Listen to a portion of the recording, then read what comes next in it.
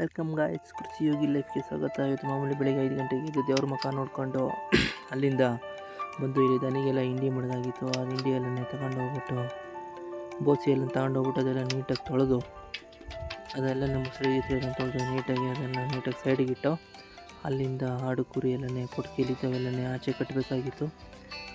ನಮ್ಮ ಟಗರನ್ನ ಬಿಚ್ಕೊಂಡು ಹೋಗ್ಬಿಟ್ಟು ಆಚೆಗೆಲ್ಲ ಇಟ್ಕೊಂಡೋಗಿ ಕಟ್ತು. ಕರುಗಳನ್ನೂ ಸಹ ನಮ್ಮ ಸೈಟ್ ಹತ್ರ ಇಟ್ಕೊಂಡೋಗಿ ಕಟ್ಟು. ಅಲ್ಲಾದಮೇಲೆ ನಮ್ಮ ಹೊಸ ತೊಪ್ಪೆ ಇರ್ತಾಯಿತ್ತು, ಅದನ್ನು ತೊಪ್ಪೆಗೆ ತಿಪ್ಪೆ ಇದ್ರೊಳಗೆ ಹಾಕ್ಕೊಂಡು ಮಂಕ್ರಿಗೆ ಹಾಕ್ಕೊಂಡೆ.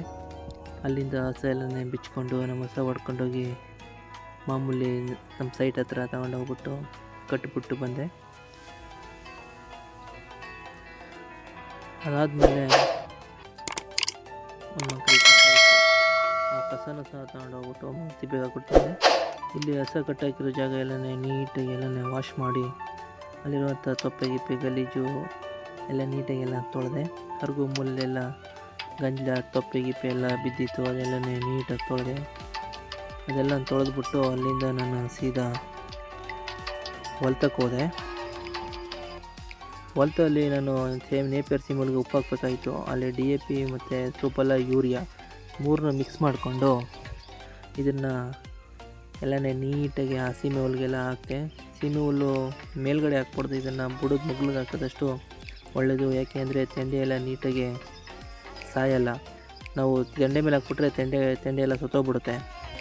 ಇಲ್ಲಿ ಹಾಕ್ಬಿಟ್ಟು ಆಮೇಲೆ ನಾನು ಇಲ್ಲಿಂದ ಸೀದಾ ನಮ್ಮದು ತ್ಯಾಗದ ಗಿಡದಲ್ಲಿ ಅಲ್ಲೂ ಕೂಡ ಸೀಮೆ ಹುಲ್ಲಿತ್ತು. ಇದು ಏನಂತ ಚೆನ್ನಾಗಿ ಬರ್ತಾ ಇರಲಿಲ್ಲ, ಅದಕ್ಕೋಸ್ಕರ ಇದಕ್ಕೆ ಸುಮ್ಮನೆ ಹಂಗೆ ಬಂದಂಗೆ ಬರಲಿ ಅಂದ್ಬಿಟ್ಟು ಇದಕ್ಕೆಲ್ಲ ನೀಟಾಗಿ ಉಪ್ಪನ್ನ ಎರಚಿದೆ.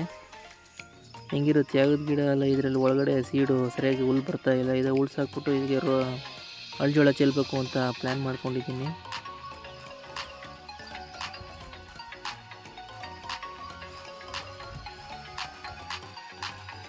ಅದಾದಮೇಲೆ 1.5 ಹುಲ್ಲು ಕುಯ್ಬೇಕಾಗಿತ್ತು. ನೇಪೇರ ಹುಲ್ಲು ಕುಯ್ಕೊಂಡು ಇದನ್ನು ತಗೊಂಡು ಮನೆಗೆ ಹಾಕ್ಬಿಟ್ಟು ಇಲ್ಲಿ ಬೋರದೇವ್ರ ಗುಡಿ ಹತ್ರ ನಮ್ಮ ಸೈಟಿಂದ ಕಡೆ ಕಡ್ಡಿ ಚೆಲ್ಲಿದ್ದು ಇಲ್ಲಿಗೂ ಸಹ ಉಪ್ಪನ್ನ ಎರಚ್ಬಿಟ್ಟು ಇಲ್ಲಿಂದ ನಾನು ಸೀದಾ ನಮ್ಮ ಮಾವಿನ ತೋಟಕ್ಕೆ ಹೋದೆ. ಮಾವಿನ ತೋಟದಲ್ಲಿ ಉಳ್ಳಿ ಹಾಕಿದ್ದು. ಆ ಉಳ್ಳಿಗೆಲ್ಲ ಇದಕ್ಕೂ ಸ್ವಲ್ಪ DAP ಸೊಪ್ಪೆಲ್ಲ ಏನಿತ್ತು ಅದನ್ನೇ ಸ್ವಲ್ಪ ಎತ್ತು, ಸುಮಾರು ಒಂದು 15ರಿಂದ 20 kg ಇಷ್ಟ.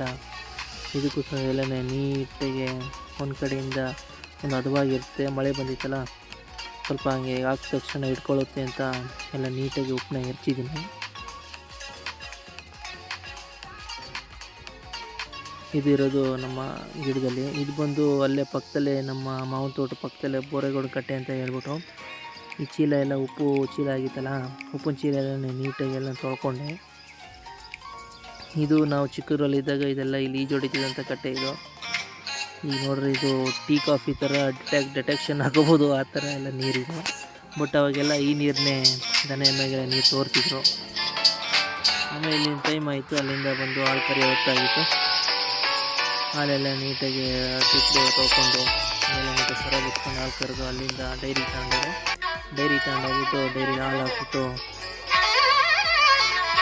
ಬಂದು ಅಲ್ಲಿಂದ ಸೀದಾ ಇನ್ನೊಂದು ಮಂಕ್ರಿ ಕಸ ಇತ್ತು ಸಂಜೆದು, ಅದನ್ನು ತಗೊಂಡೋಗಿ ತಿಪ್ಪೆಗೆ ಹಾಕ್ಬಿಟ್ಟು ಆಡು ಕುರಿ ಎಲ್ಲ ಹಿಡಿದು ಮಳೆ ಕಟ್ಬೇಕಾಯಿತು. ಅದರಲ್ಲಿ ನಮ್ಮ ಯಶವಂತ ಮತ್ತು ನಮ್ಮ ಹುಡುಗರೆಲ್ಲ ಬಂದು ಸ್ವಲ್ಪ ಹೆಲ್ಪ್ ಮಾಡಿದ್ರು. ಅವರೆಲ್ಲ ಆಡು ಕುರಿ ಎಲ್ಲ ಟಗರೆಲ್ಲ ಬಿಚ್ಚಿಬಿಟ್ಟು ಎಲ್ಲ ಸೀದಾ ಒಳಗೆಲ್ಲ ಕೂಡೋಕ್ಕೆ. ಆಡು ಕುರಿಗಳು ಹಂಗೆ ಹೊಟ್ಟೆ ಎಲ್ಲ ಓಡೋಗ್ತಾ ಇದೆ. ಅವೆಲ್ಲ ನಮ್ಮ ಶರತ್ತು ಮತ್ತು ನಮ್ಮ ಪೂಜಾರಪ್ಪ ವೇದು ಇವರೆಲ್ಲರೂ ಕೂಡ ಸ್ವಲ್ಪ ಸಪೋರ್ಟ್ ಮಾಡಿ ಎಲ್ಲನೇ ಮನೆ ಹೊಲಿಕೆ ಹೋಗ್ತಿದ್ದೆ. ಇವತ್ತಿನ ಕಥೆ ಇಷ್ಟ ಆಗೈತೆ. ಬಾಯ್.